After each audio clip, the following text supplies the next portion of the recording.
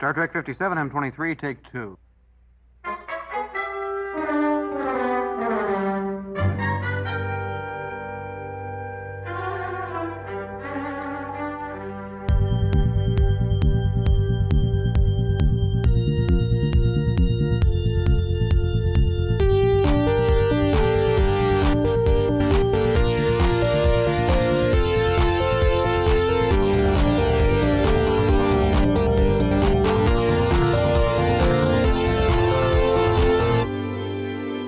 Star Trek Podcast. If we haven't seen each other for months, where have you been? Oh, on a starship, thousands of light years away. A mission? Yeah. We got a little lost. Aw, sounds lonely. Can't imagine. Tell me something. You didn't stop at Ryza along the way, did you? No. No Pleasure Planet excursions, I'm afraid. You thought about me the whole time. Every day. Every nanosecond. Do me a favor. Don't ever leave me again. Okay, we are back. No, wait, hold on. We're not back. We're not there. We're We not never back. were there. We're What? We're What? starting.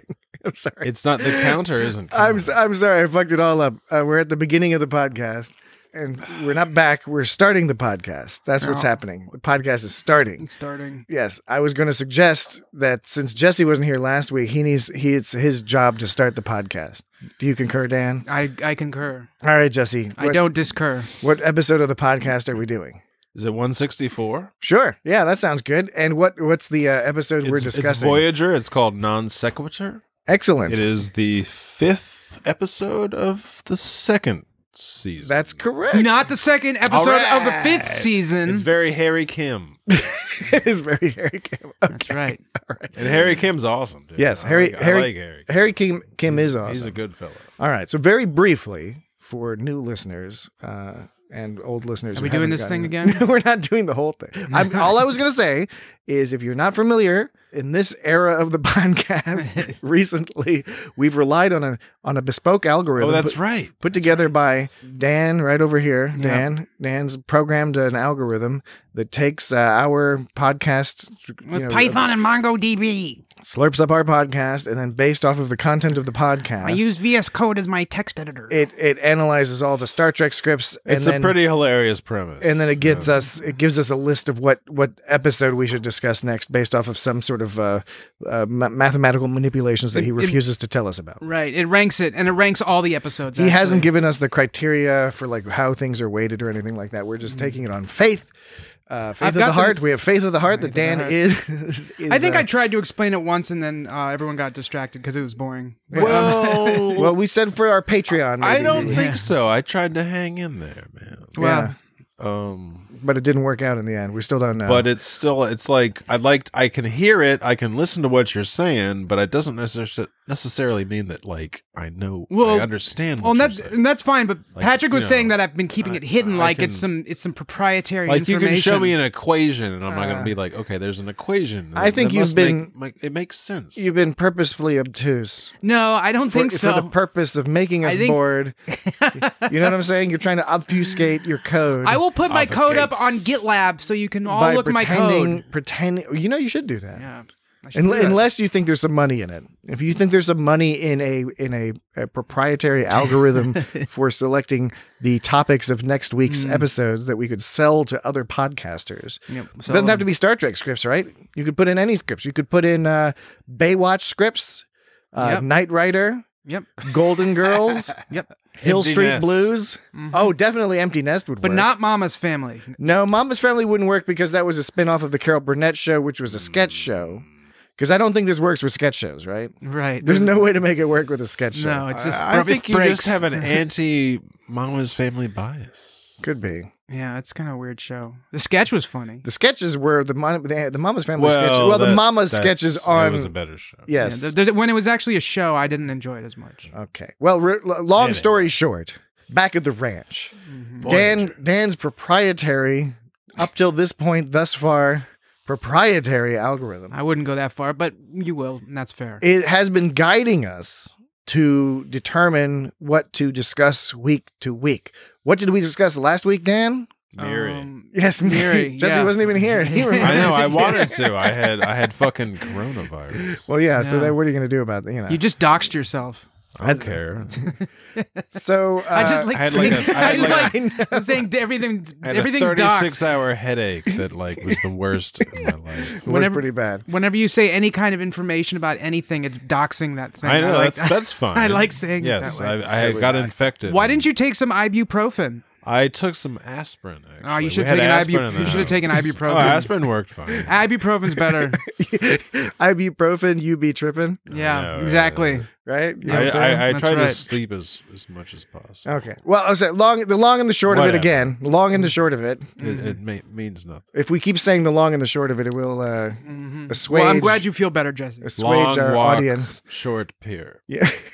No, this is a long walk onto a very long one of those long boardwalks that snakes around the swamp, and you're never quite sure when it's gonna end. Swamp. You're like, when am I gonna get back to my car? Where am I, dude? Where's my car? Yes. So last week was Miri, and then for some reason our discussion last week told the algorithm interpreted that as to suggest we wanted to do a Voyager episode, so we got a list of Voyager episodes from the algorithm. On that list was Non Sequitur, which is great. Now, it also the top of the list, the very first option on the list was before and after, which we discussed just did that one just a few weeks ago. It likes that. That was the last Voyager. Really likes before and after. Yeah, it likes before and after, and it likes. There's a DS9 one. I think it past tense. Past tense. Yeah, it likes past tense. Do you think it just likes things that are like phrases relating to time? Maybe we should just keep doing episodes about episodes we've already talked about. Well, we'll just keep doing them over and over again. I briefly made the argument and we'll just get like 1,000 fucking downloads. Yeah, I did briefly argue to both of you that we should just do before and after every single time it tells us, and just keep doing. One time it'll tell us something completely different for some reason. But yeah, I don't think it tells us past tense anymore because I modified the algorithm, and so now it is a little bit more varied about that one. But now it's stuck. So you did what Captain Kirk did with the Kobayashi Maru. I changed the Kobayashi Maru. I prefer Kobayashi Maru. I like Maru. But a lot of people say Kobayashi Maru. Some people it could be that Maru is the proper pronunciation because it's a Japanese word. Some people say... Doesn't it mean ship? Isn't it a Japanese word for ship? Some people say sensor. Some people say Nimoy. I think Leonard Nimoy. Just Nimoy since this is sensor. Yeah, I think Maru. What did you just say? Gizmanoy? Gizmanoy. I think Jesse's still sick. I think I'm getting an aneurysm. All right. So I think Maru means ship. Yeah, I think it's basically what it is. So the long and the short. Oh boy. Jesus. Hey, audience. That's you downloaded this shit. Podcast. Can't blame us. It says the word Maru, meaning circle, is often attached to Japanese ship names. Oh, there you go. So it doesn't mean ship. That's according to Wikipedia. It's a Japanese idiosyncrasy. It's like one of those things that they do differently than us. All right. So, okay, that's the culture corner. Us. It's them versus us. That's culture corner with Dan. That's the sensitive way of referring to other cultures. It's them and it's us. Them and us. And us. See, you guys are us. You're cool. I didn't mean that. What were we doing? Oh yeah, we're doing a Star Trek podcast. Yeah. It's got Star Trek. And we're supposed to be doing this Harry Kim centered episode. The point is that Non Sequitur was spit out by the algorithm. Mm-hmm. So that's what we are now going to discuss. Okay, begin discussing. 1, 2, 3. Now. Shuttlecraft Drake, go! You starting right at the beginning, just starting to quote quote lines from the episode. Yeah. Shuttlecraft Drake. So he's on Shuttlecraft Drake.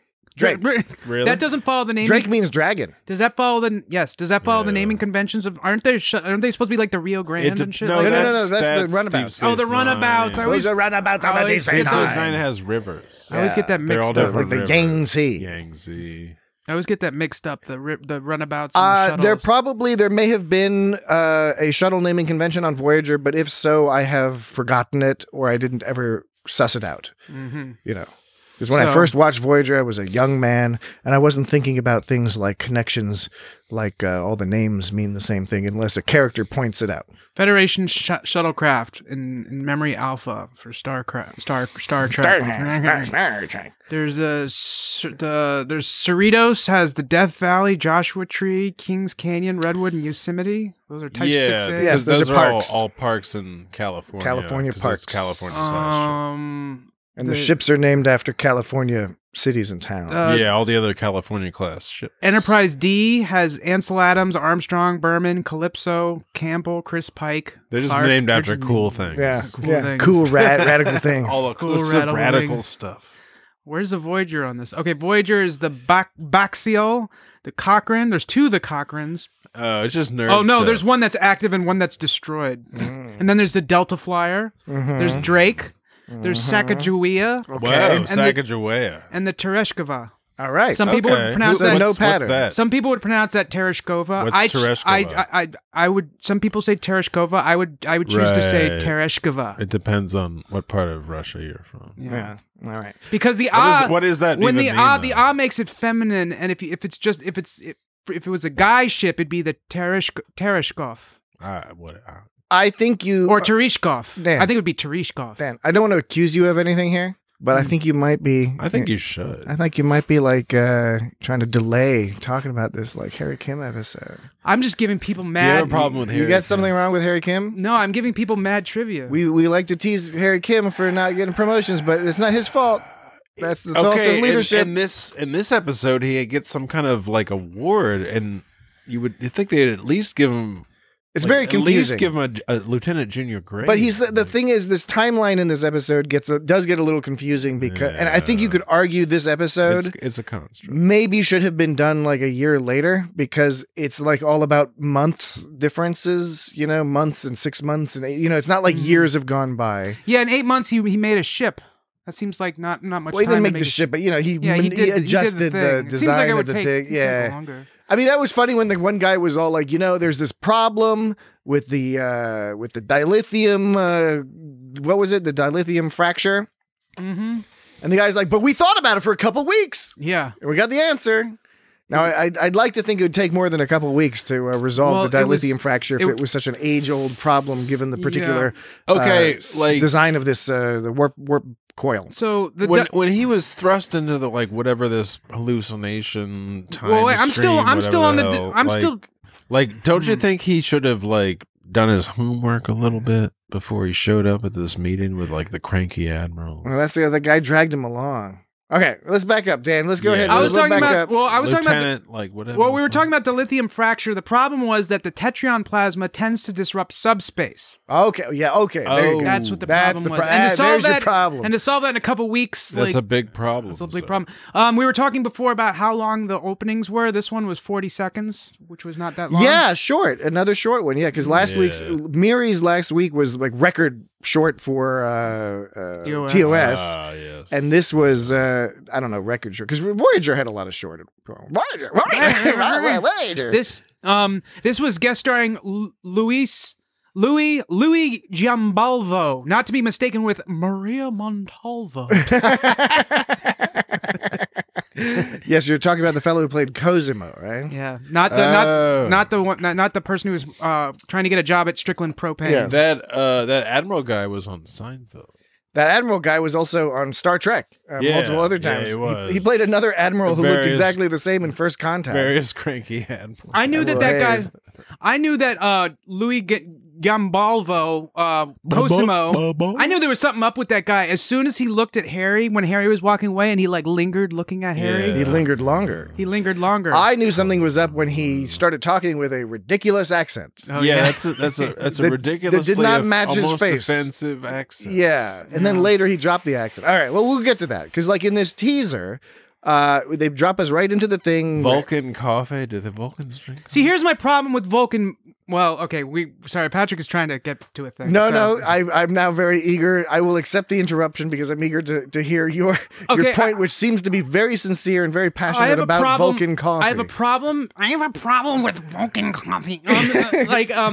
Mocha, Vulcan mocha, Is that what it was? It was. Hold Vulcan on. It says Vulcan mocha, extra sweet. Wait. Let me knock. Who's there? It's Vulcan mocha, That's extra just sweet. So 90s. Like, Vulcan mocha. Vulcan mocha. Yeah, so Vulcan mocha. Vulcan mocha. Extra sweet. First of all, Vulcan mocha. Hyphen or no? First of all, do Vulcans do any kind of drugs? I have a problem. Do they do anything that's sweet? Do I? Well, let me get to any flavor. Well, I'm getting to that. Right. So it's a planet with nothing on it. So it's got there's a bunch of Vulcans and shit. So first of all, they're all over the place. So first of all, the mocha, right? Mocha. Yep. Do Vulcans drink caffeine or consume caffeine? It's not I don't think you would consume caffeine. They'd meditate instead. I wouldn't think so. They would meditate to get focus. And extra sweet, like maybe there's no caffeine in they a Vulcan take like mocha. that. Well, why would you drink guarana? Guarana. Maybe a mocha could be more chocolatey noted. Okay, then why would they take that 5 hour decaf? Okay, then why would Vulcans eat chocolate? Why would Vulcans drink caffeine? I'm going to assume there's caffeine because there's no reason to assume Vulcans eat chocolate. They eat all sorts of shit. They like shit. Look, okay, they pretend not to, but their fucking clothes are all colorful and shit, and they got all these crazy. They shaking things back and forth with bells. Look, they have a very ornate society. Okay. Look, they're playing music. I know it goes against the whole. I'm illogical. It's illogical to like chocolate. Okay. It's illogical to like chocolate. Chocolate. I'm going to eat all the chocolate. I don't think anybody ever said it was illogical. It's illegal. It's illogical to like dark chocolate, but it's great to like milk chocolate. Fine, chocolate, whatever. Okay, the caffeine thing, what you were saying, well, we don't know there's caffeine. It's like, yes, we know there's caffeine because they say it's coffee. Like, if there was not caffeine, they would have said there was no caffeine. The assumption is that there's caffeine. Nobody would drink coffee assuming there's no caffeine. But what about like a green tea? There's no caffeine in a green tea. We're not talking about green fucking tea. We're talking about coffee.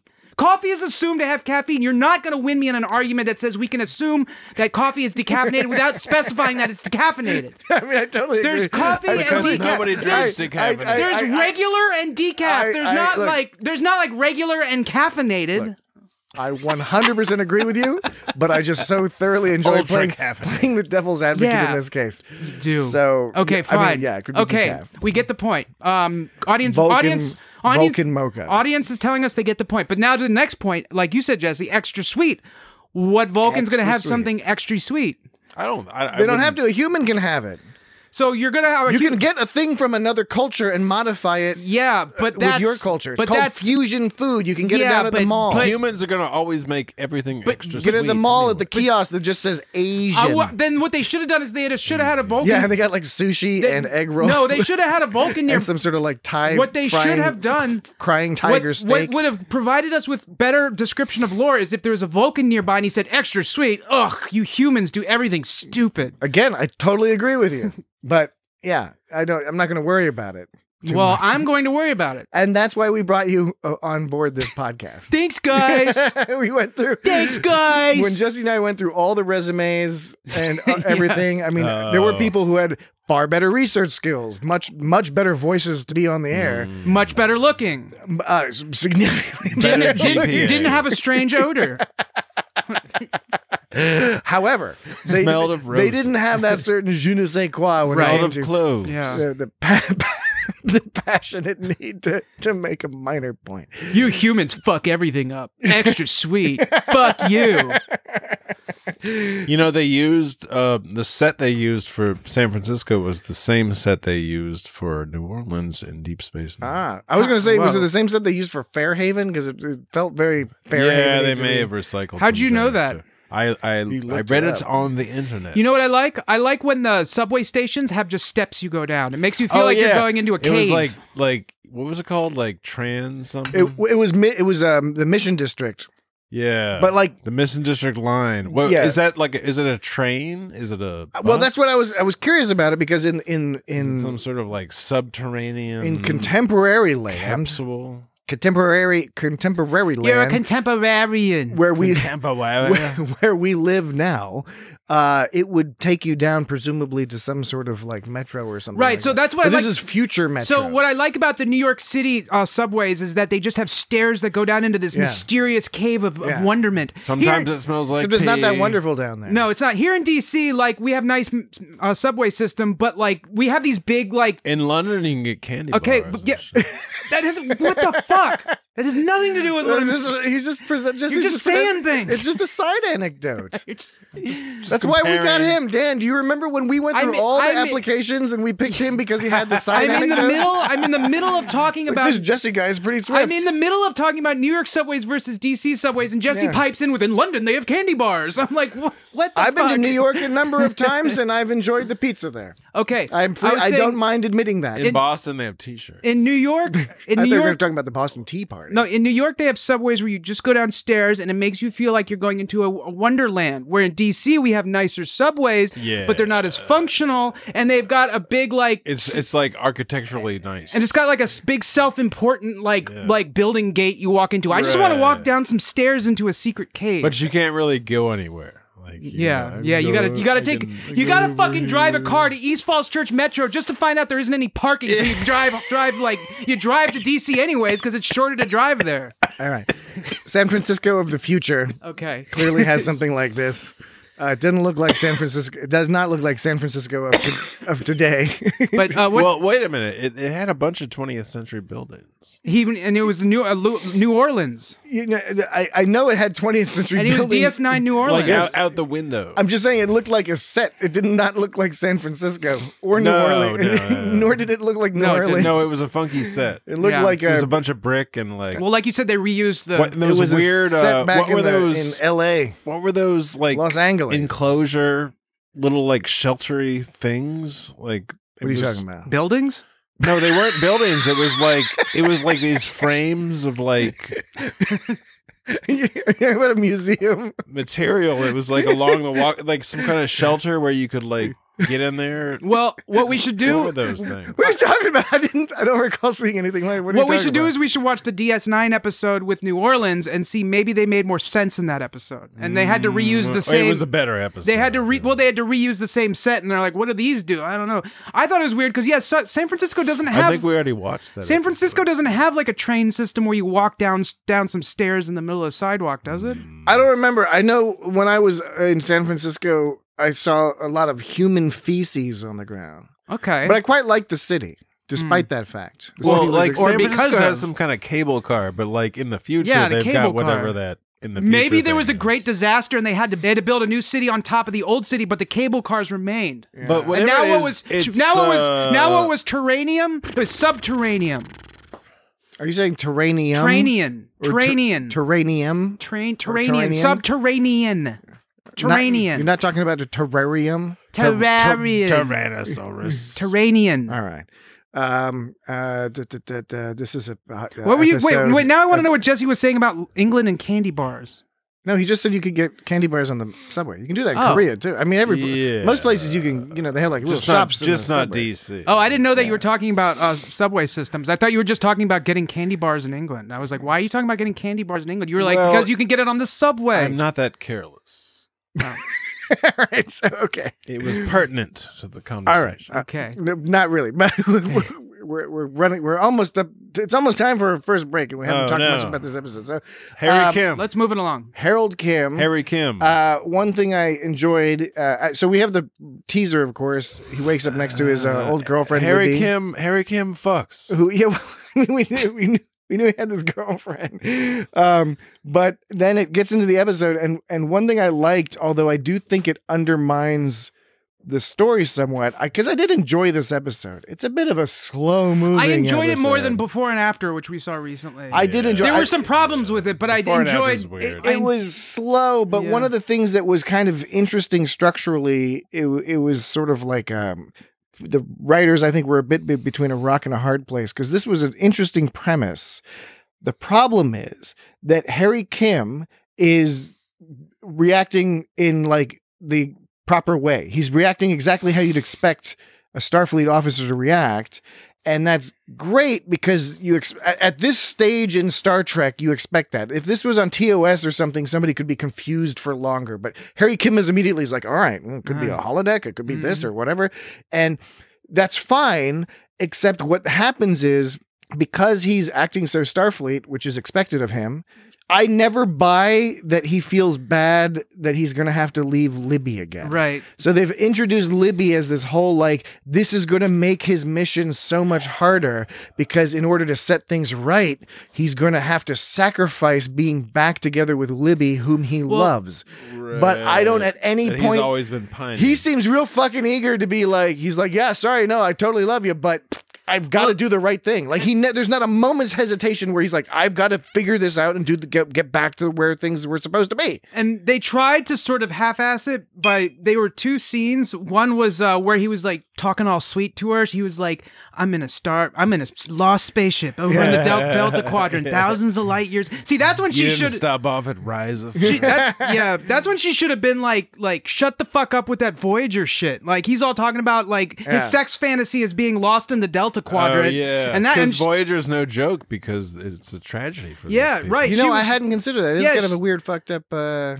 mean, that's again, by the way, not to kink shame. Whatever your if your fantasy is to place yourself as a character on a tragic situation and where you're imagining some resolution to some sort of tragic scenario, and you want to jerk off about that, that's fine. That's cool. But it is fucked up. Right, so... It's fine, but it's fucked up. Because she was already, like, getting on his case about making some Voyager jokes. She's like, that's not very funny, Harry. And now here he is... Especially because he had a friend on it. And now here he is talking about being lost...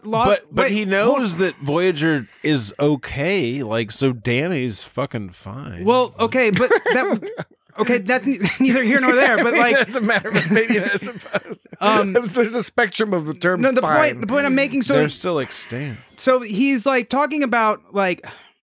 She's like, that's not very funny, Harry. And then he starts talking about being lost in the ship far away. And then like, okay, so I guess the implication is they don't know what happened to Voyager or whatever. But the point is, they don't know for years. They don't know what happened to Voyager. But Harry Kim knows. Voyager's just lost. But the point is, we're talking about this the idea that Harry doesn't care about, not buying that Harry cares about leaving her. They tried to do it with this weird, creepy scene that was really like drawn out and uncomfortable, where he was talking. The slow zoom in. See, I like the slow zoom in. I didn't like that scene. It was weird and uncomfortable, and I liked it because it was weird and it was uncomfortable. It felt excessive and superfluous, but it felt. Yes. But the only reason they put it in was to try to make. You know what I have tattooed on my knuckles? On my left hand, excessive. On my right hand, superfluous. And it was hard because there's more letters than knuckles. There's so many. So it's kind of a shitty tattoo. So the only reason they did it was to try to sort of reconcile the fact that you said that it doesn't seem like he gave a shit. So they just kind of threw that scene in there to make it seem like he cared about her. He's like the same guy that cries your name out in sleep every night. It's just like, I didn't buy the whole thing. By the way, if you do want to overanalyze this in a completely ridiculous way, which I do. I think we're about to. I'm about to. You can make the point that he seems to care the most up until the point that they have sex. And then after they have sex, he seems to be totally not give a fuck about Libby anymore. He doesn't care when she's mad at him and thinks he's insane or anything like that. He's just he's like, yeah, no, I banged you. I'm good for a few weeks now, at least, So I don't know. I'm not going to argue that that's the case, but I think there's an argument to be had that whatever sadness he felt about potentially losing Libby kind of disappeared after they slept together, after that excessive and superfluous zoom-in conversation. Yeah. Was that the scene? That was when she had just come out of the shower. I feel like there was another scene. She had a towel on. I felt that there was another scene where... So you could see her shoulders. Yeah. I felt that there was... a silhouette. It was a sexy silhouette. Oh, God. I had no idea that Harry You guys Kim... are really fucking amped up tonight. I can't get through a sentence. It's driving me insane. See, I don't know. I don't feel that amped up. Well, I can't get through a sentence. It's because Jesse's back. Last week we were like, I literally can't get through a fucking sentence tonight. Like, I'm trying to fucking just get through a sentence is all I'm trying to do. I'm looking forward to it. Well, there's not much. I've sort of if you hack together a bunch of shit like from the past 10 minutes, you can kind of get at what I was trying to say. But at no point did I ever directly say what I was trying to say. So well, then that's to your credit that you're able to communicate despite the challenges you've been facing. Despite. Keyword on despite. Yes, despite, not in spite, but despite. No, I don't know. There was another scene too with him and Libby that I can't recall at the moment. But there was another scene where it's not important. But the point is, where he was when he was looking up stuff on the laptop. No, there was another one. Well, I don't know. I could be making this up in my head. The laptop scene was funny because, you'd think they'd put keyboards on computers by now just so you didn't wake up your partner. I get it was a whole. Well, he was talking out loud a lot. Yeah. She seemed to wake up because he was all doing all that exposition out loud. Yeah, right. Which makes, I understand when in a TV show because otherwise it was like, oh, there's just that dude's just staring at the screen a lot. He sort of snuck away okay, but after that. Yeah, it was totally made sense for expositional purposes, but at the same time, we never see Star Trek computers have keyboards anyways, really, except for the ones where they do navigation with. Those are the only keyboards because they have to listen to the captain talk. And the boops. But they never have keyboards on or do they? I'm talking out my ass. I don't know. It's mostly screen. It's mostly people talking. It's they even make a joke about it. LCARS interfaces. They even make a joke about it in Star Trek 4, where he's like, "Hello, computer." Even then, hello, computer. Even in TOS era, apparently they were used to talking at their computers all the time. No keyboards. But. Yeah, and they're pushing buttons, and the computer's all like, "Affirmative." Yes, so lonely. That was so lonely. That scene with the computer. That was the same one where he saw he picked up his Harry net and he played his Harry net right before he went on the Harry net to find information. Harry net. Were you calling a clarinet the Harry net? Yeah, and then he went on that. Then he went. No, back up. Why are you doing that? Because it's Harry's clarinet. It's a Harry net, and it's then Harry's clarinet, and you're shortening Harry Kim's. You're shortening to that. Didn't Jesse play clarinet? I did. And then afterwards, though, he went on the computer and he got on the Harry net to find information. As opposed to the internet? Yeah. But it wasn't the internet. We know Star Trek doesn't have the internet. They never invented it in the Star Trek universe. I know, but you can pretend. You can do all sorts of things, Dan. You can do the hair. Did you notice that the musical and the yes, they played the clarinet. Yeah, not the Harry net. They played the clarinet. Yes, they played the clarinet when he looked at the clarinet. The Harry net. They played the clarinet when he looked at the Harry net. Jesse, you played the clarinet. You didn't play the Harry net. No. All right, I'm going to propose something here. All right, what I'm going to propose is we are going to take our regularly scheduled break. Okay. And when we return, we will be 10% more coherent. Well, hopefully. We will be 30% more insightful. Yes. We will let Dan finish 30% of his sentences. Now I feel self-conscious. I'm going to shoot for 40. Wow. You're going to shoot for letting him, but I can totally undermine that. I can just grab the other 10%. Well, hey. All right. Well, regardless. You are your own person. We'll sort that all out when we come back in just a moment, which will be right now. All right, we're back. I realized that going out of that last break, it might have been a little confusing. It might not have made sense. We were having a good time, but I think you knew what was. It was silly. I think you knew what we were doing. It was what we were getting at. You're not going to stop at Ryza, are you? You've listened to this show before. Okay. Now, Dan, I'm going to calmly note. Stop at Ryza, are you? You've brought up a good reference because it was interesting that Libby. Calmly note. Libby. Thought that she seemed to think quite sincerely, even if only briefly, even if slightly mockingly, she seemed to think that Harry had stopped off at Ryza and had sex with some sort of Ryzen pleasure creatures of some sort. Jamaharan. Yeah, he has a bunch of Jamaharan. Mm-hmm. A whole bunch. A whole boatload of Jamaharan. He had like 7 statues. 7 of them. The Horgons? Not 7. You can't do 7. Calmly. Yeah. Anyway, I don't think this is a great relationship. This was a typical 90s TV relationship that was predicated on sex, apparently. And did you hear how gross lack of trust? How gross Cosimo was being? Anyways, but yeah, dude. Cosimo. Now, okay, like I just meant because you were talking about sex. Like Cosimo kept saying creepy sex things. Yeah. Oh, Well, he it was was- creepy to the max. It was a creepy sex alien. Yeah. I mean, it's like it makes it better that you find out that he's some sort of creepy alien whose job was to be like, I was supposed to watch you. I was supposed to watch you, Harry. He goes, and that's what I've done. yeah, because Kim goes, you see me every day. He's like, well, not every day. You like to sleep late on Sunday. But if I had your fiance, I'd sleep late too. I would fuck your fiance, is what he's saying. Yeah. And then he kept saying it's it the over 90s. and over. and then Kim says, I wasn't feeling well, so I decided to go home. yeah, He goes, it's like, oh, I won't tell. he goes, you don't look sick to me. Coming home for a little visit with Libby, are we? To be young. Don't worry, I'll keep your secret. And then Harry goes, Cosimo goes, Harry, don't look so concerned. Everything's going to work out. You have a wonderful job, It's a like, beautiful. Can you tell me where I live? You have a wonderful job, a beautiful fiance. Everything's going to be fine. Now that was the least pervy thing he said, but he keeps referring to like his sex Still. with his wife And his still a fiancé. possessive is very possessive too. You have this right. fiance. What sort you of have, you know. weird like memory does Harry Kim have that this alien is pulling this Cosimo guy? You mean when he gets back in the end? Well, I guess he'll remember all where of did it. the alien come up with Cosimo? Like, it had to be from some kind of like memory that Harry Kim had. No, not necessarily, because Harry Kim didn't seem to know who this guy was. You know, he was all like, "Wait, I eat here every day. What are you talking about?" I guess since he didn't, because he probably didn't live in this place until he got until he transferred to Do engineering. you think he has nice sandwiches? Cosimo? Yeah, I don't know. He looked like it's nice coffee. He looked like the kind of man. He had the hands of a man who could make a nice. He can make a nice sandwich. So I was You need strong, beefy hands. So Thick fingers. I was trying to figure out the origin of this Cosimo guy. Was it something like first of all, does Libby know who Cosimo is? I guess she doesn't. I would say doubt it. Dude. she might, because Harry goes there every morning. She might know who this Cosimo guy is. Like, was he part? Libby is from his memory, and Cosimo is not. Well, this isn't about his memory. This is about an actual timeline. This isn't a dream. This is like a timeline he experienced. Yeah, this is straight up a timeline he experienced. It's not a dream. It's not a dream episode. Yeah, I agree. I don't think with Star Dave. Trek. I don't think it's Star not. Trek did any strictly any dream episodes. I don't think. They've done some dreamish episodes. It's been borderline, but never straight up like I woke up. Borderline.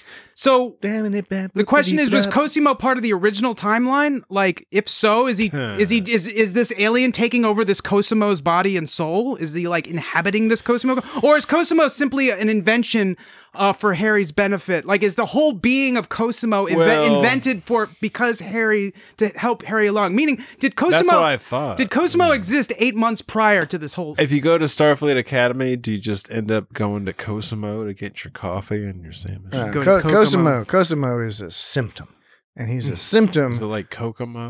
He's a symptom of this being a We'll get there fast. and entertaining, Take it slow. clever premise, but they squished in a bunch of stuff that was seemingly unnecessary. Yeah, I can't get over like. Perhaps offensive. Is this Cosimo guy? Is he real? Well, this is what I'm trying to get at. Does he been there all along, or and if he's been there all along, that means this alien took over his body, or was he just invented as soon as Harry went back and no one seemed to notice? Hey, Dan, could you re-express that, but more calmly? Because we're being all calm and chill, like we discussed during the break. We got a Cosimo. It's okay. Is Cosimo like some guy? I'm afraid if I'm calm, like You're everyone's gonna do a weird voice. Hey, Dan. I'm afraid if I'm too calm, like you're all gonna descend on me like a tidal wave, being like, blah. Why aren't you? It's more of like it's being sort of like a reflex I have at this point. It's not all right. I mean, granted, that's a sign of abuse. You said it, not me. Which does not put me in a good position. What I was saying, what I mean by symptom is that I thought the guy who did Cosimo was good. I thought the character was interesting. I thought Libby was great. I thought the character of Libby was great. I thought the idea of having Libby be a potential sort of psychological barrier to Harry Kim correcting the problem that he recognizes. I thought that was great. I thought it was great that the admirals and everybody, the lieutenant guy, they're all reacting exactly the way they should react as professionals. None of them are overreacting. In fact, they're all being like extra nice to Harry, given the circumstances, Pretty because much, he's yeah. coming across like he's got some kind of mental problem or something. He's having some sort of mental break. I liked all that that. admiral's like, well, actually, I have to go to the Cardassian border. Right? And they squeeze in tons of Deep Space Nine cross references Yeah. here, with the Badlands and with the with the working on a runabout, and they're on like one of the runabout sets. But what I'm getting at is that Cosimo is sort of the most overt example of what was the point of his character. Mm-hmm. Technically, what his character did in terms of the story was he provided a bunch of exposition to Harry, which wasn't really necessary. Harry could have kind of sort of semi-concluded a lot of that on his own. And then he handed Harry a pog, like a data pog. Oh, a little wazzle. Like, a little data pog. It seems like they found something broken out of like the inside of their car or something. And they like brought it. It was like it was like the inside of like a Florida orange juice cap, and then like that like seal on the inside of the cap.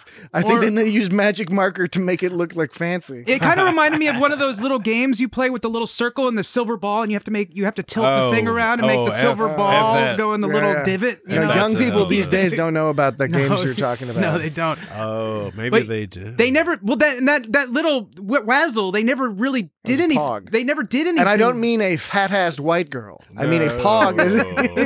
That's a PAWG. I mean a POG. Yeah, PAWG stands for fat-assed white girl. I didn't know that. I'm given to understand that. Oh, come on. I'm given to understand that. Speaking to colleagues and other things. I've heard about that. That's good to know, because I might casually use pog in a sentence, and boy, I might be embarrassed. You just want to specify. If you're talking about Pogs, the 1990s, and if I'm at work, say I game don't sensation. And I think that's a generational thing, because if you speak to the millennial set, they will know about Pogs. So, and if I'm at work, I should definitely. Which Pogs are you talking about, Jesse? The millennials know about POG Pogs. The game piece. Gotcha. Yes. Okay, but. What I was saying is you have to specify. You have to say that you're not talking about a fat ass. Okay, that's what you were saying, and what I was saying was that's Cosimo gives this pog which that has the information on it, and they never use it. They don't do anything. No, they don't show it again. They just imply that. That's what I'm getting at. Yeah. Again, this is all like a long road to saying. That it's not even Deus Ex Machinas, really. It's just, here are characters who are unnecessary because other parts of the way the story is structured makes them essentially unnecessary or superfluous. Yes, technically you could argue he gave Harry the information to find the pocket of space that you have to go through and copy exactly the things you did before. That's nothing new. Which was only like 3 things, and he only half-assed each one of them, by the way.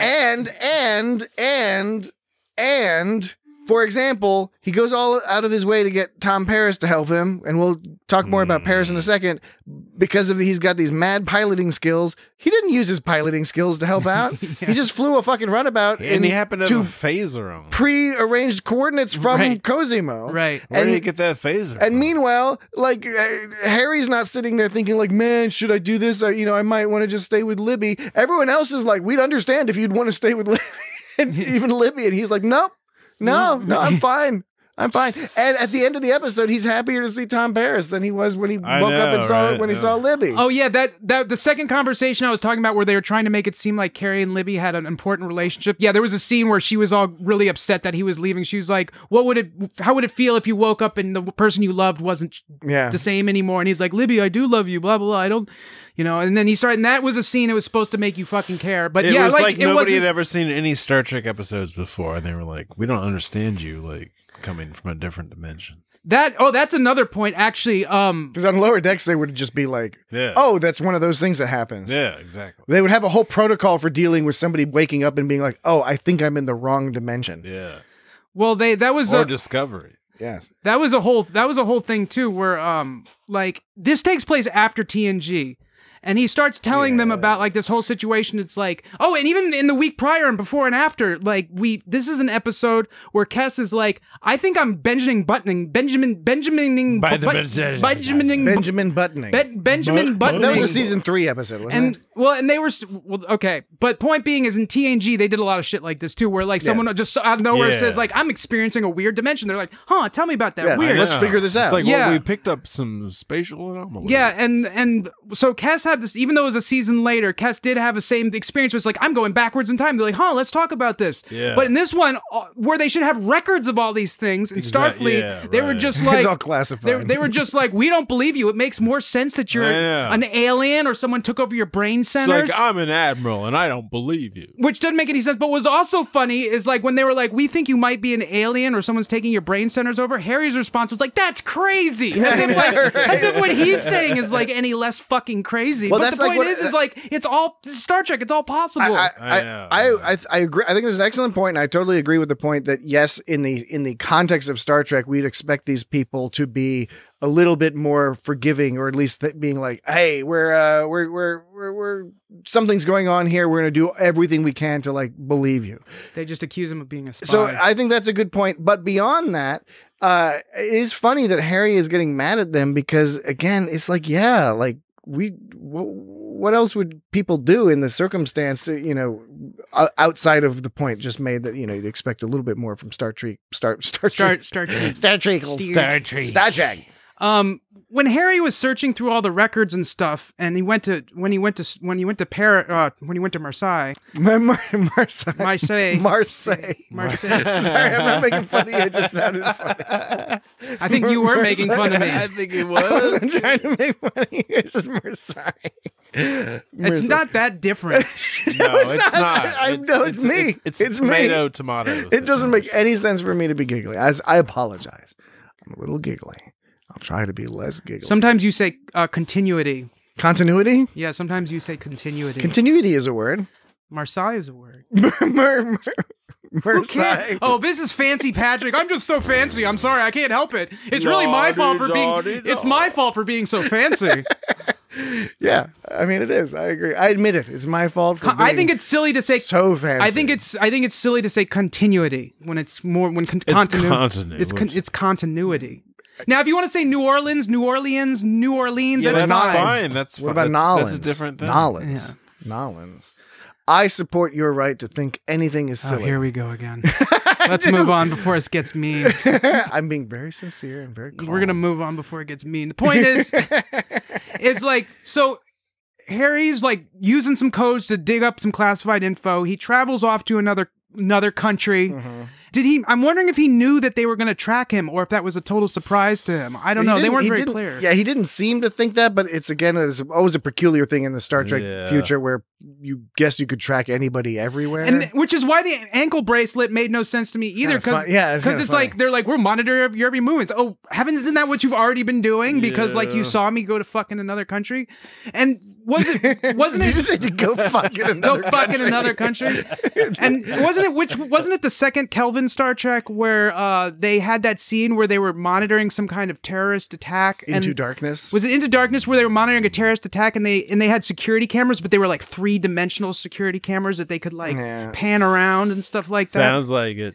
So, like, don't they have a bunch of those cameras there anyways? And can't they just I mean, if you're using transporters are, like, even more invasive than cell phones. People talk about transporters. What's the downside of that? The downside is they know exactly where you're going at all fucking times. And they have records of it. They weren't using transporters. Of course, they got your measurements, so it's easier to order clothes. Yeah, that's a good point. Yeah. You just hit a button. Well, you never have to worry about weird clothes sizes again. Perfect clothes every time, unless you're into wearing weird clothes. You might enjoy that. What if you like like 3 sizes bigger? Yeah, or 3 sizes smaller. Well, I think some people just want an excuse just to say, "Oh, I look like shit because these clothes don't fit right." Really, it's like you got no excuse. Do you think in the future in the Federation? You have to come up with different excuses for why you look like shit. Yeah, totally. Because they have replicators. Like what would some of those excuses be? For like, it's like I look like shit because my hollow emitter is. I decided not to like go to the holodeck. I look like shit because I'm suffering from severe depression. Yeah, that's the main one. And I refuse to seek treatment. Well, talking about like some kind of weird choices in this episode, this is not really a choice, but more of a theme. I felt that there were more generic cliched like lines in this episode than I'm normally used to seeing. There was a lot of like, it was lazy writing. Yeah. Okay. Right. Okay. Like, I've got a whole at slew of the them. end when he's like, is Tom Paris there? And he's like, yeah, of course. It's like, and he's like, it's a long story. Yes, right. It's It's a long You don't story. need to say that. Yeah, right. You can say something else. Right, exactly. Right. Yeah, there was a lot of that going on. When he was fighting with Tom Paris, Tom Paris was like, you're starting to annoy me. It's like that's, and then it's like And before that, he's when Harry's talking to him, saying like, "Come back with me to let's go to Starfleet and work this all out." And then Paris just gives overzealous laughter. It's like, "Ha ha ha ha! You had me going for a minute." Who fucking says that? Nobody. Like, nobody they says think that. I'm a Maquis spy. It's like, yeah, I know what you're talking about. The other funny thing about the Paris business was how Paris is. First of all, he's playing pool in Marseille, and I don't know that pool is a common thing. No, but he made that holodeck program that's supposed to be in Marseille. Well, they had the pool table hanging around, I guess. I don't know. Like that one sort of lame holodeck program he has. Yeah, before he started making cool ones. Yeah, before. Yeah, it was before the cool ones happened. Captain Proton and Fairhaven were cool. The pool hall was lame. Yeah, well, it was just. But anyway, my point is that he was supposed to be portraying an alcoholic. He was a drunk. Yeah. He was a drunk. Maybe not an alcoholic, but he was a drunk. He wasn't acting drunk until maybe after Harry accused him of being a drunk. He had a drink in his hand and he was sort of acting silly. But he wasn't like super. Yeah, right. He wasn't like, fuck you, Harry. Right. Fuck you. It wasn't. I'm not going to Starfleet.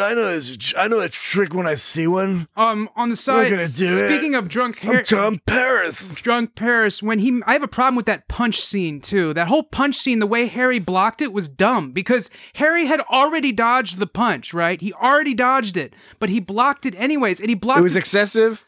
He blocked and superfluous. And it's exactly excessive and. I'm holding up my two fists. I do because I'm left-handed, so excessive is on my left hand, and my right hand is superfluous because I'm left-handed. That might confuse all us normies, but since I lived in a right-hander's world, I gotta know how to use my here's right what hand. also didn't make sense. Tom Paris threw a right cross, which means from the viewer's point of view, as Paris looking at us, his arm from our perspective was going from his right to left, from our left to right. And when Harry blocked, he blocked from his left to right. That's not how you'd block. If somebody's going left to right, you'd go right to left, from one, if you're sitting at one perspective of the viewer's perspective, because I'm not following along, but I trust that what you're saying makes sense. It seems to make sense to me. He sounds like he speaks with authority. If my arm was going if my fist was going at your face, what would my right fist? I'm scared as hell. How would you block it? What would be your first instinct to stop it? I don't know. I would be like, why? I would. Let's do it. Why are you doing this? Your arm is way out there, so I would sock you in the face. Okay, you're wide open. None of these smart aleck answers, Jesse. My fist is coming at your face in super slow motion. What do you do with your hand to stop it? I block. You would block. I would block. No, yeah, but Jesse's miming blocking by punching Dan's I know. fist You guys are making this really difficult. And as I block, I'm going to punch you in the face. If something is going left to right, you stop it by going right to left. Yes. You see what I'm saying?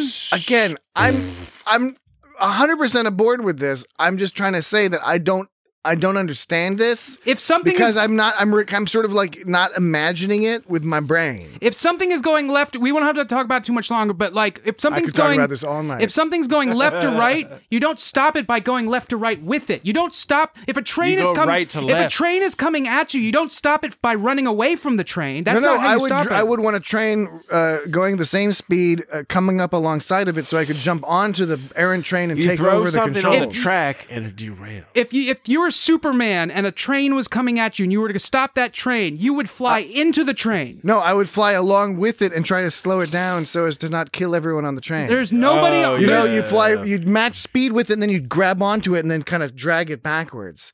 If I were to come whole train, I just think the train analogy is not. No, actually, you actually proved my point because like in the end, you're still applying force to the opposite direction the plane is going. Yes, trying to slow down the train or the plane. And you've brought up a plane or all automobiles, of a sudden, so I'll take that too. So the point is in order to stop something, you apply a pressure in the opposing direction. You apply force in the opposing direction. That's not Harry. If you watch Harry's block, that's not what he was doing. He was applying force in the same direction. That's not how you block things. Now, the only thing that I'll say going for Harry is it allowed him. This is the only thing. It allowed him to take Paris's arm and slip him and knock his face. So he did you notice he like grabbed his arm and did some wazzly do and like knocked his face on the table? He's got more Starfleet training. So that's the only reason he could have done it, should have done it that way, but he could have done something better. It's not how you block things, you know? It's not how you block things. I've been in like 10,000 fights, and if I was a UFC fighter, if I was Brock Lesnar, you know what I would have done in that fight?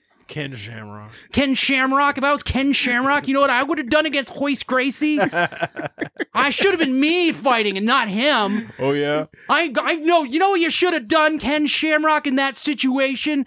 You didn't think about that, did you? I'm an expert. Hey, did you... I sit on my ass. When you're talking about cliches, where it was one of the lines you were referencing when Harry's all like, I've got to see Paris. Yes. And then Libby was like, but you just said you were going to Marseille. Yes. I like that joke. Even I like that joke too, but the delivery was so dumb. It was so dumb. No, exactly. I wrote the same thing in my, I had the same thought when he was like, where are you going? Marseille, France. What for? I've got to see Paris. But you said you were going to Marseille. It's a long story. Yes, the delivery was not good. It's kind of a funny joke, but it didn't work it's at a all. long story shit is so like fucking cop out. All right. Well, how about let's talk about it was terrible. Let's talk about Tom Paris's this whole time difference thing, right? So what Harry's doing at this stage in the episode. At this stage in the episode. He's starting to suss out what's happening and what's different. And so talking to Tom is helping him out here because he's like, okay, did Tom refuse to go and that's what what led to a different timeline? No, Tom did not refuse to go because Tom Paris is not a moron. He was getting a get out of jail free card. It was Harry wasn't there. So Tom gets out and Tom gets into fight on Deep Space Nine because in the caretaker pilot, we see Quark is trying to take advantage of Harry, and Tom helps him out. But they avoid an altercation in that case, but we're led to believe that there was an altercation. Odo arrested Quark because he references a very unpleasant shapeshifter. And so, okay, we got that. And then it must be Odo. Who else would have been? So Tom Paris then says, the Starfleet revoked my parole. Okay, got it. Yeah. Now, what we referenced early on in the first clusterfuck of a break that we did. Yeah. One of the points we made somewhere along that nonsense was that the time frame was a little short, which causes some issues with the plot. And I think this is another issue with the plot because Tom Paris got in a bar fight, had his parole revoked. Sound like you said barf-ite. Okay, but I actually said a bar fight. Sound like barf-ite. So it's like a geode. Bar. A geode, geodes have bar fight. My geode is gonna be bar fight. What are you talking about? I went to the Smithsonian and bought some bar fight. Why is Tom Paris playing pool in Marseille instead of being in jail in New Zealand if his parole was revoked? That's true. Because not enough time has passed. It's only been 8 months. Yes, it's only been a small number of months. And he was presumably, when Janeway shows up in Caretaker to get him out of New Zealand jail, presumably him going on this risky mission is not to get a couple months off his sentence, right? Presumably he's going to be in there a long time and this is his opportunity out. So I thought that was sort of like dropping the ball plot-wise. And I, again, don't want to nitpick too much. But it's just these things jump out. I enjoyed this episode, except like there's so many of these things that sort of jump out as being confusing and that are not explained by the episode. Maybe it's just because it's an alternate timeline. What, in an alternate timeline? Everything's just like shaken up. The laws are all different entirely? That's assuming too much. But then he didn't even say that. I wish he had just said something. I wish there could have been a different excuse. Maybe he fell in love with a Dabo girl on Deep Space Nine and he ran away from Voyager, whatever, and he's on the run. I don't know. It's just because he was all like, oh, they're trying to trick me into going to Starfleet and arrest me for something. It's like, are you safe from Starfleet in Marseille? I know. It's France. Right? I know that Marseille is, a shady place right now, but like, is it going to be a shady place in the future? In the 2300s? No, of course not. That was also the source of another reused line when he was talking about the Lobi crystals, and Paris was like, how'd you know about that? He's like, because I was there, in my reality anyway. He goes, Tom, I know this is going to sound crazy. I know this is going to sound crazy. There were they used that line twice 3 times total in this episode. It's lazy. Right? They did once. I'm agreeing with you. I agree with you. Once Jesse. with Cosimo, lazy-ish writing. Actually, they said this one. They said a little funny when Cosimo. He's like, Cosimo's like, I'll tell Harry Kim he designed that ship. He came into my shop every morning talking before Harry goes to that meeting and he wants to hang that thing in his shit. And like Harry goes like, look, I know this is going to sound a little funny, but how long have I been coming to the coffee shop? And then later again with Cosimo, Harry goes, thanks. Listen, I know this is going to sound strange, but I forgot to look at the street number when I left this morning. They used that fucking line 3 goddamn times. Exactly. And meanwhile, Cosimo is in Marseille. Spying on him somehow. And the music they're playing is what I like to call Hollywood French. It wasn't French music. It was like Hollywood. It was like what Hollywood people think French music sounds like. Some kind of French accordion. Offensively French. You would never hear that sort of French, quote unquote French music in a French pub. They were just missing in any era. All they were missing was everyone was holding baguettes. That's the only thing they were missing in their stereotypical presentation of France. And they were holding baguettes like in their crotches if they were long penises and fighting with them. Yeah. And then like the guys smash their baguettes together and one of the baguettes breaks and the guy whose baguette broke is all like, oh! And the other guy is all like, he should have played pool with baguettes instead of a pool stick. I would respect that because it would be so it would be like, whoa, the time stream is really fucked up. Yeah. Right. Mm-hmm. Yeah. Mm-hmm. How about this? Let's take a quick break. Oh. And then when we get back, we can conclude our conversation. Okay, let's go. We'll be right back. We're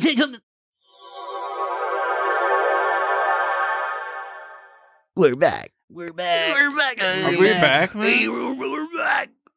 This time, this is the type of thing that it wasn't up to me this time. When people review the podcast, they'll be like, I like there's a good microphone presence, and the guys they each held their own, but every now and then they would just do something stupid like come on guys, do you need to be so childish that you just penis and vagina?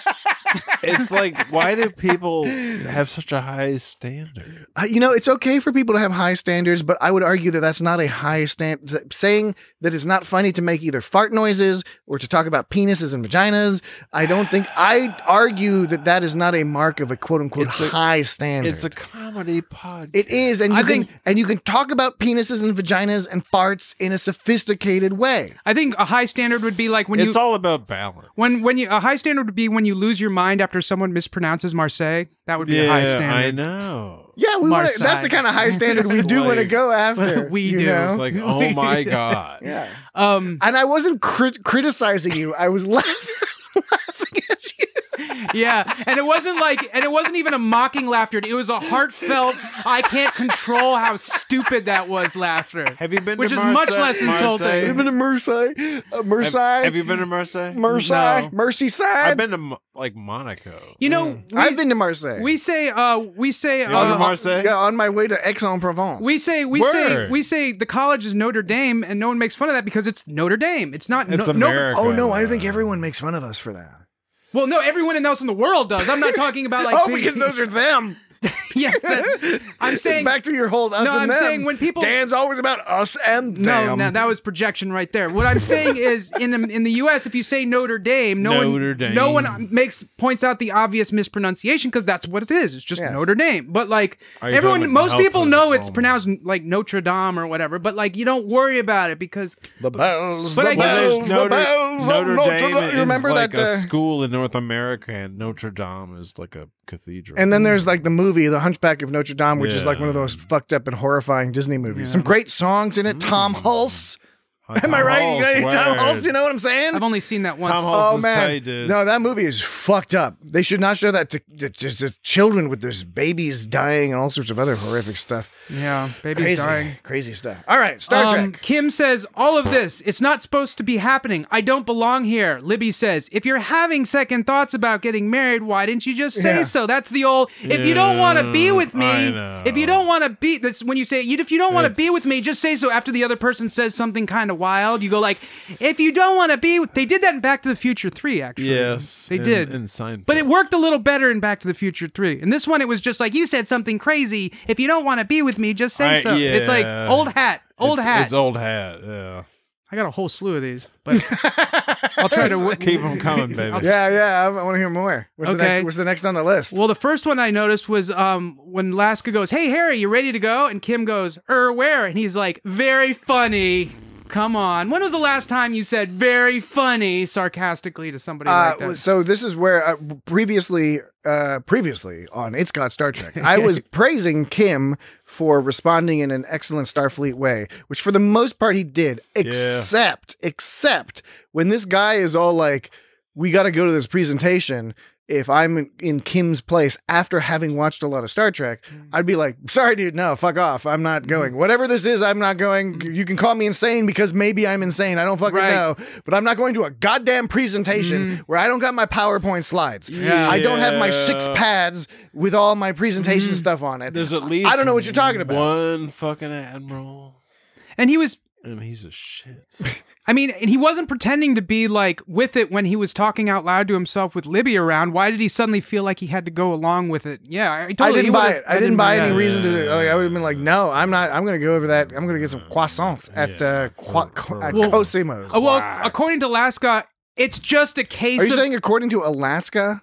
According to Laska. Laska? Oh, is that the lieutenant guy? Yeah. Lieutenant Laska. Yes. Do you think that is that a name or is that like short? Is it like Lieutenant Laska? Like he's from like apostrophe Alaska? Where did they get that guy from? It's Lieutenant Laska. Lieutenant Laska? He's from Alaska.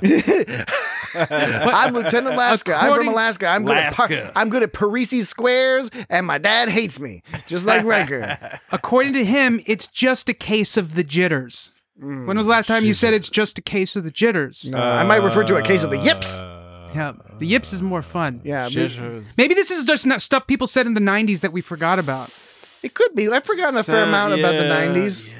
Okay. I remember a lot of the good, a lot of the bad, but not everything. This was kind of a repeat. You take the good, you take the bad, and then the rest of the line, the rest of the line for that theme song. Yep. You know, from the Facts of Life. Yep. The Facts of Life. Yeah, exactly. Jesse's got a zappa dabba doopa dab. If you go if you get a job at the factory, it's the Facts of Life. The Facts of Life. My name is Ensign. I am Ensign Harry Kim of the Federation Starship Voyager. Where am I? Is this some sort of simulation? And then Libby goes, "That's not funny, Harry. Talking about Voyager like that. That's not funny." When was the last time you said that's not funny? I know. Laska's like, very funny. That's not funny. Dude, I'm doing some weird sort of like what's it called when you're imitating a certain what is the word I'm looking for? I'm not clear. It's not mocking? quite. You're mocking? No, it's not quite an inflection. It's a you know, I don't know. Well, it's like when I'm. Well, how about you do the voice again and we'll see if we can reverse engineer what you're trying to say. Well, when Laska talks, I'm like, very funny, come on. And then whenever Libby talks, it's like, that's not funny. Oh, you mean because you're making these people sound stupid? Yeah, and I think I'm doing it in a way that's borderline offensive. You think it's offensive because you're just calling these people dumb people? Well, it's like, why does Libby go, that's not funny? And Laska's like, very funny. Like I'm doing this like whole masculine feminine thing. Oh, okay. I get what you're saying. Yeah, no, it could be. It could be that you're being offensive and terrible. Yeah, it could be. But maybe you're just being inventive. It's also the 90s, man. The 90s was a fucked up place, man. It wasn't. Now, granted, it's not your fault. Granted, it was not as bad as the early 2000s. Okay, as we've seen with Enterprise, which we love Enterprise, but Enterprise had a lot worse stuff than this stuff here. It's been a long time. Now, this was after Harry said he was too sick to give a presentation. Lieutenant Laska said,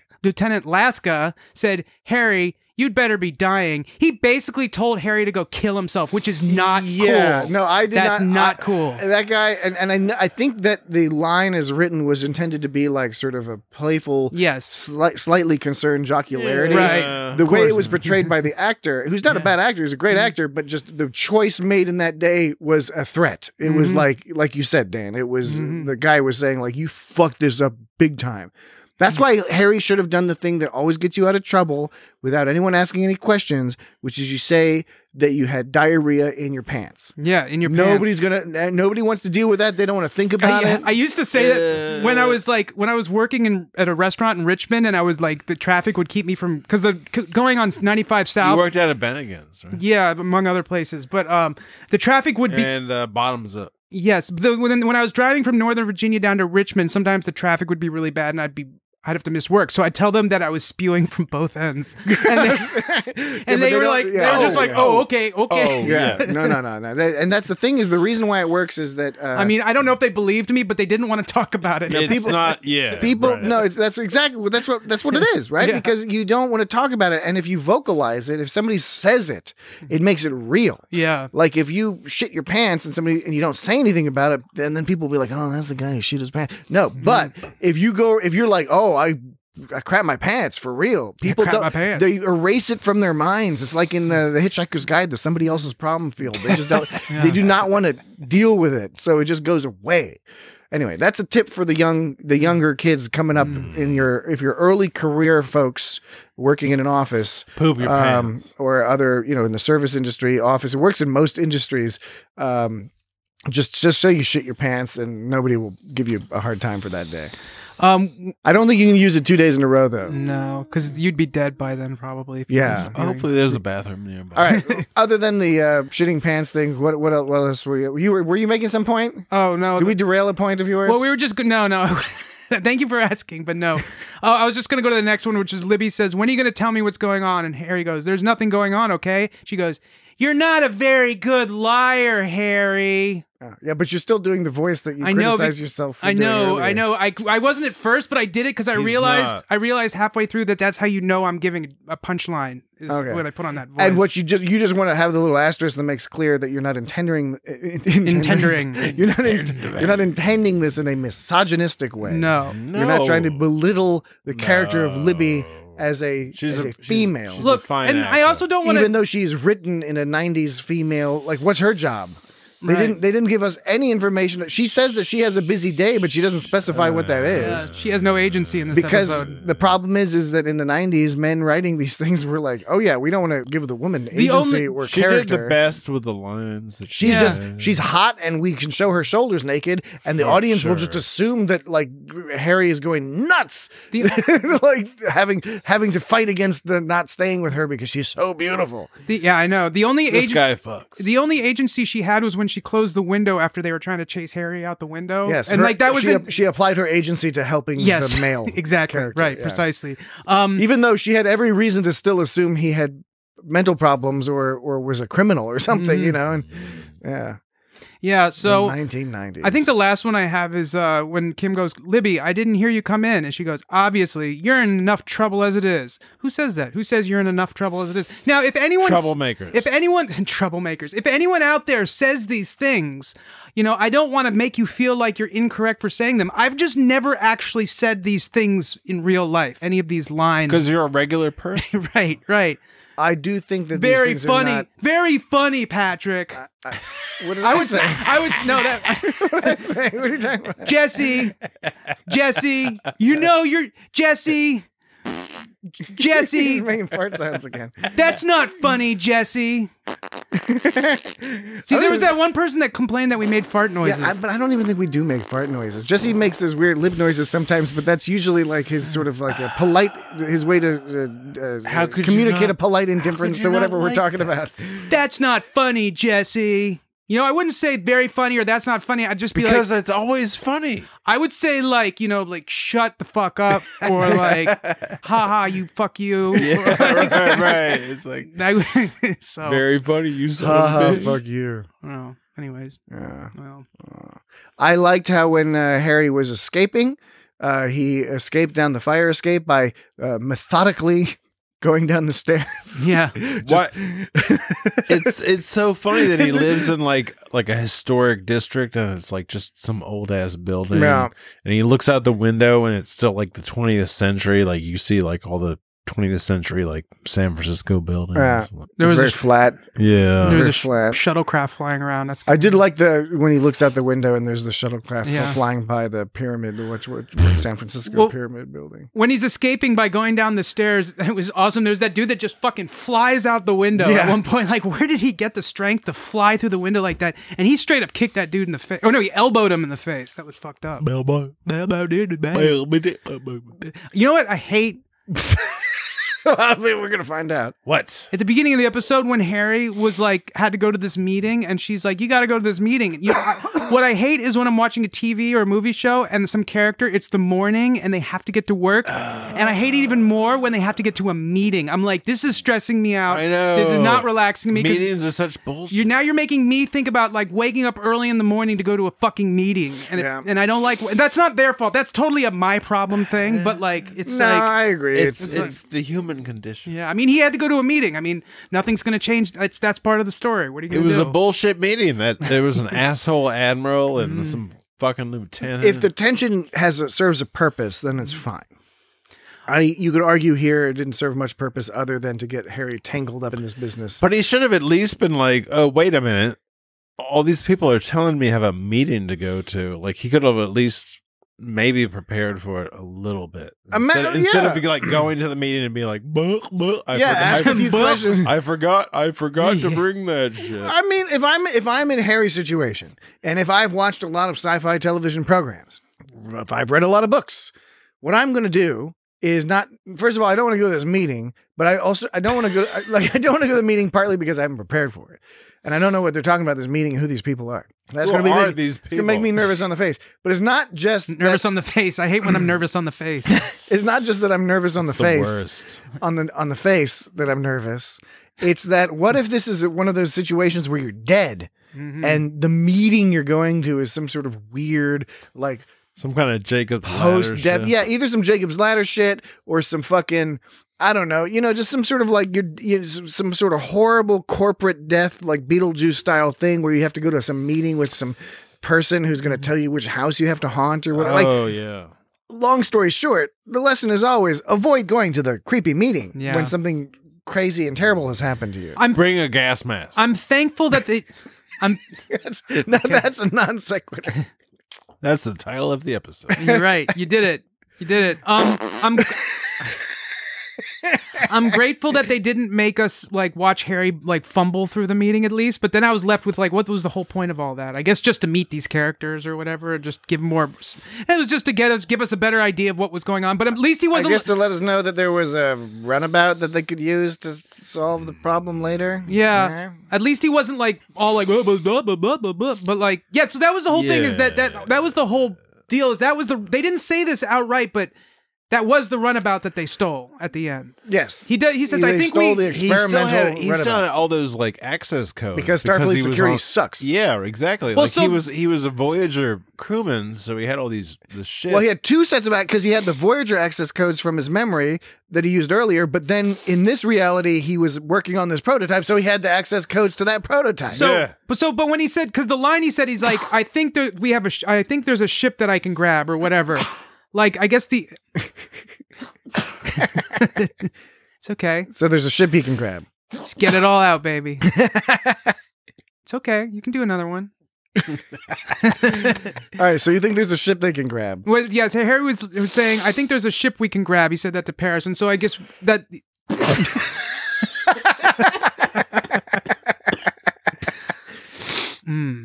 Yeah. Oh, yeah. So Harry says, at one point, Harry goes, to Tom Paris. He's like, I think there's a ship we can grab.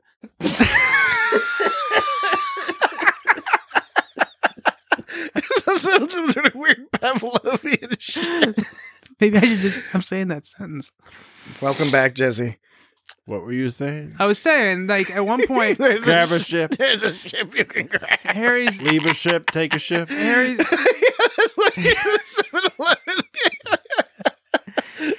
Leave a ship, take it. I like that. I mean, that makes sense. There are public policy proposals for mass transit that do have that sort of model in mind, where you pick up transport and then leave it where you go, and then somebody else could use that transport. So Harry says to Paris, he goes, I think there's a ship we can grab.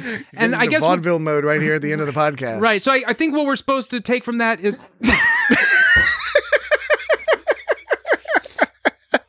I have a sinus problem. It's just every time I give that line, you're like... I told you he's developed a weird Pavlov. I'm allergic to you.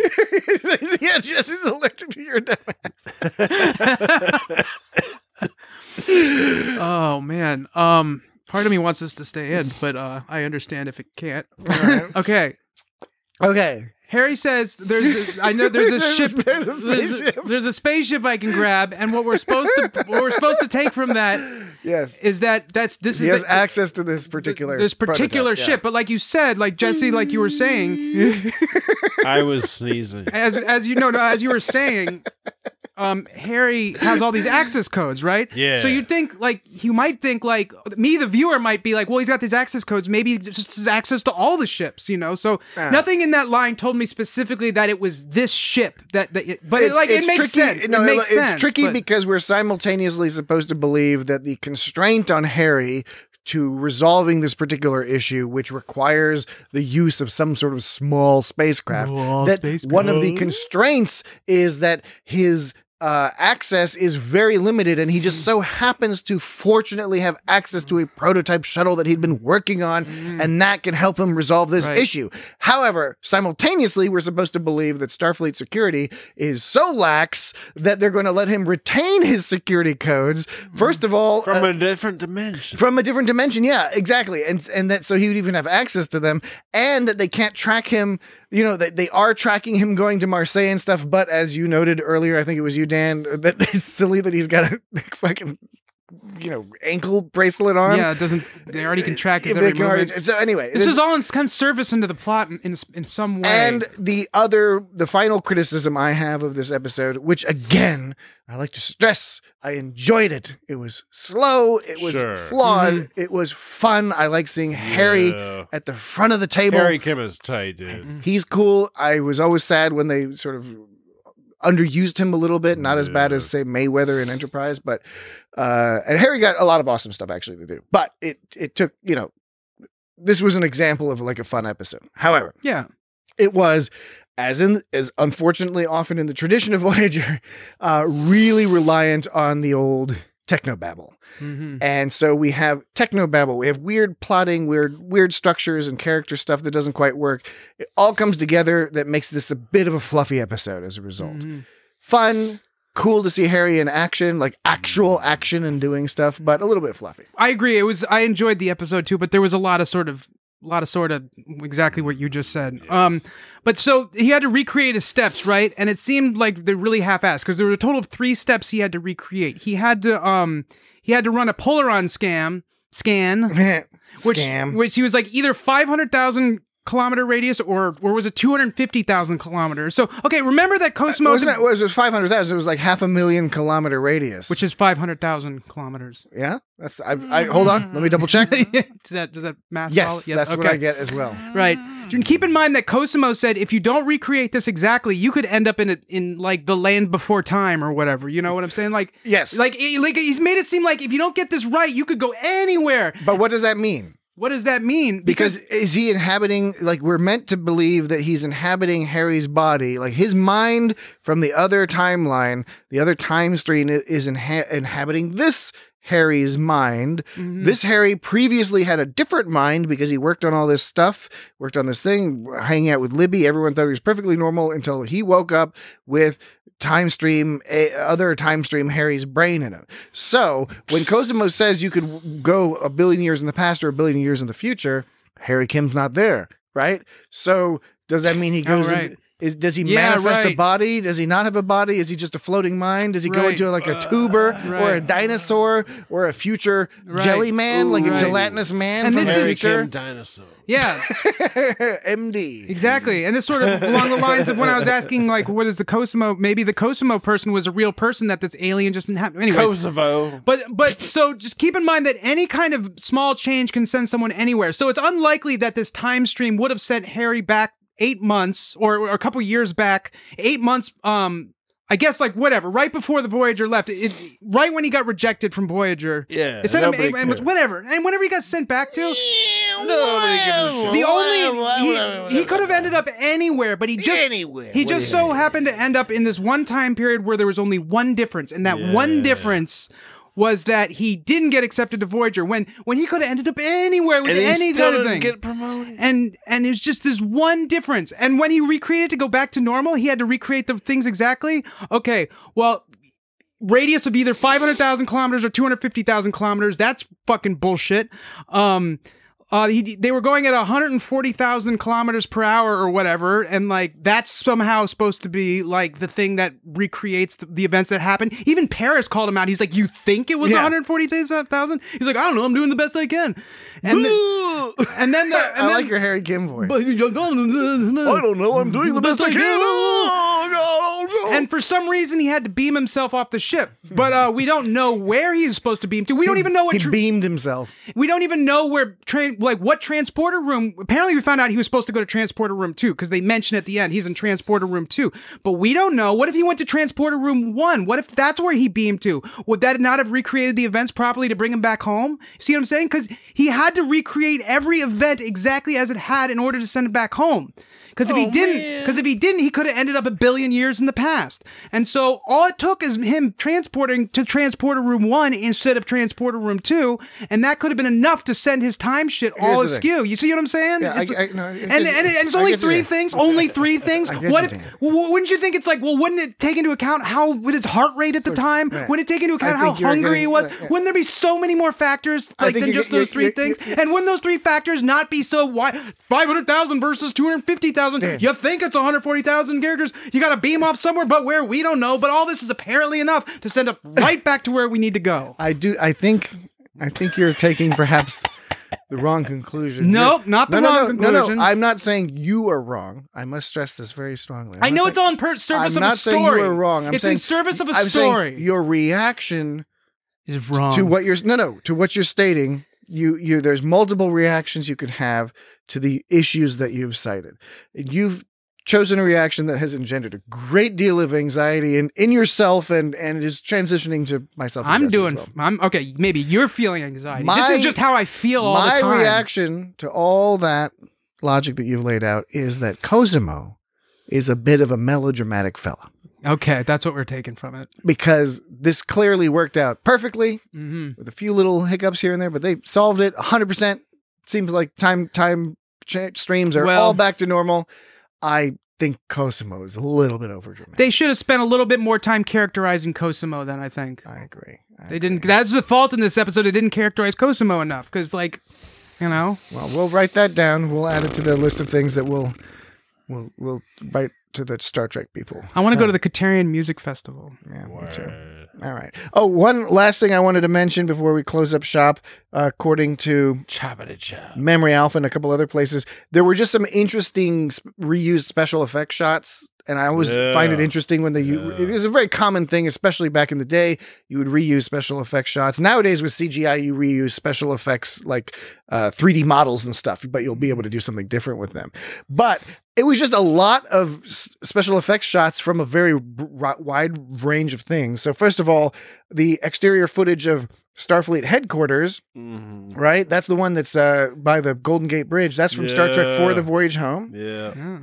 There was another one of San Francisco near the Golden Gate Bridge that was from Star Trek VI. The Star Trek The Motion Picture, there's the one where there's the shuttle when Kim is coming back from visiting Tom Paris in Marseille. There's like a shuttle, and it's like straight up from out of the motion picture. They've just recropped the frame a little bit. And then I think, the space dock door or the space door that they had to leave with the runabout was like the Dyson sphere from that episode of TNG with the Dyson sphere. Oh, that's right. Yeah. And then Scotty. And then there was when the runabout explodes, that's a shot from Deep Space Nine. And then, of course, they filmed all the runabout stuff clearly on the Deep Space Nine sets. So lots of interesting crossover, which we don't see quite as much of in our modern, even though we have 5 Star Trek series going right now. We don't see a lot of, there's references, but we don't have that old school 90s style of the exact same sets being used and some of the same actors, like when the Golden Girls would cross over with Empty Nest, that sort of thing. I will have to commend this episode. In 2 instances, they said they gave a time frame. Tom Paris said that, where either Tom or Harry was saying like, Harry said that the shuttle's going to explode in 15 seconds, and he's like, Paris, the shuttle's going to explode in 15 seconds. And then I timed it. It was actually 19 seconds from when they said that to get off, which is good. But that's pretty good by TV terms. By TV terms, 19 seconds. And it was an estimate anyways.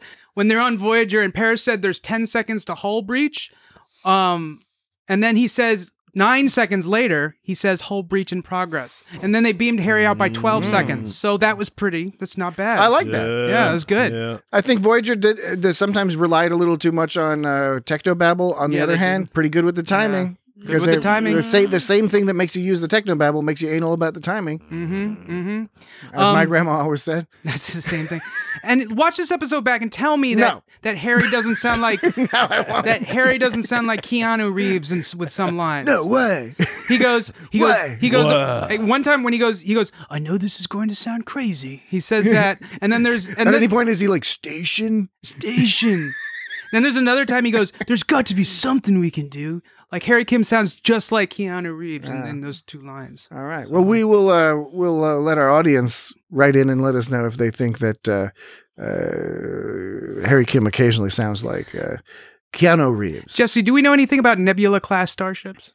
I don't either. All right. And with that, we will conclude our discussion. Maybe next week. Star Trek Voyager's Non Sequitur, Season 2, Episode 5. And next week, the algorithm. The algorithm will slurp up this episode and spit out another episode. I think we're just about at parity with all our episodes, all the series. So we should we'll just see what the algorithm tells us to do next. It could be TNG, could be Deep Space Nine, it could be Star Trek the Animated Series, it could be. I don't know. Who knows? Maybe it could be Star Trek Prodigy. I don't even know. The algorithm knows about Star Trek Prodigy. I don't think the algorithm knows about the Prodigy. I don't know. We'll figure it out. But regardless, we'll figure. Stop that. We'll figure. Regardless, we will figure it out. The algorithm will figure it out, and it'll tell us what to do. So, in the meantime, don't even worry about it. Go to your podcast places and subscribes, and go to social media at It's Got Star Trek and subscribes. And go to YouTubes and subscribe. And Facebook and all the, Twitter and Mastodon and all that. And Apple Podcasts and Google Podcasts and all that. Subscribe all those places and download all the time and tell all your friends to download. And it would be much appreciated. And so with that, we will talk to you next week. Bye-bye. Bye-bye. Where are you going? Marseille, France. What for? I've got to see Paris. But you just said you were going to Marseille. It's a long story.